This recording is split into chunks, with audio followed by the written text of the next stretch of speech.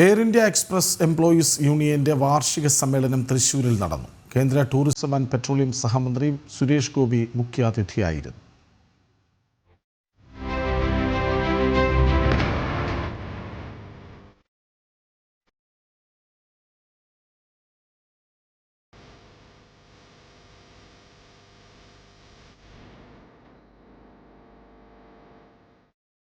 ഡൽഹി, മുംബൈ, ചെന്നൈ, ബംഗളൂരു, മംഗലാപുരം, കൊച്ചി, തിരുവനന്തപുരം, കണ്ണൂർ എയർബേസുകളിൽ നിന്നുള്ള അംഗങ്ങൾ പങ്കെടുത്തു.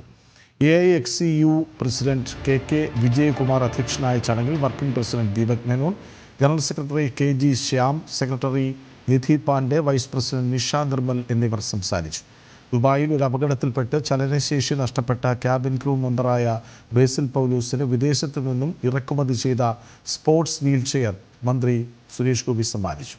സുരേഷ് ഗോപി മുൻകൈയെടുത്താണ് ബേസിലിന് വീൽചെയറും സാമ്പത്തിക സഹായവും ഏർപ്പാടാക്കി.